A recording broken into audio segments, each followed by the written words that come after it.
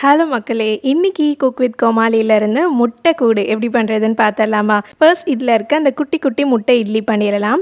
முட்டையோட வெள்ளை பகுதி மட்டும் எடுத்துக்கோங்க. குட்டி இட்லி தட்டில் எண்ணெய் அப்ளை பண்ணிவிட்டு அதில் அந்த முட்டையோட ஒயிட் பார்ட் ஆட் பண்ணிக்கலாம். கரெக்டாக 3 நிமிஷம் மட்டும் ஸ்டீம் பண்ணுங்கள். ரொம்ப நேரம் ஸ்டீம் பண்ணிங்கன்னா ரப்பர் மாதிரி ஆகிடும். அவ்வளோதான், ஒரு சூப்பர் க்யூட்டான முட்டை இட்லி ரெடி ஆகிடுச்சு. இப்போ ஒரு பேனில் 1 டேபிள் ஸ்பூன் எண்ணெய், கொஞ்சமாக வெங்காயம், இதில் முந்திரி பருப்பு அண்ட் கருவேப்பிலை சேர்த்துக்கலாம். நம்ம ரெடி பண்ணி வச்சுருக்க முட்டை இட்லி அண்ட் உப்பு சேர்த்துக்கிறேன். கடைசியாக மிளகுத்தூள் அப்படி இல்லைனா இட்லி பொடி சேர்த்து மிக்ஸ் பண்ணிடுங்க.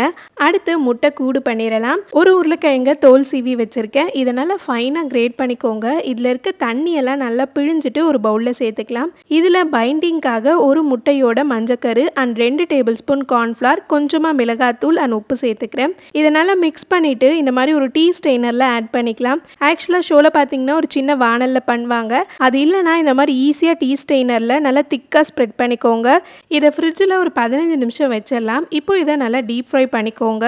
மேலே கொஞ்சமாக சூடாக இருக்க எண்ணெய் ஊற்றுனீங்கன்னா மேல் பக்கமும் நல்ல கோல்டனாக ஆகும்.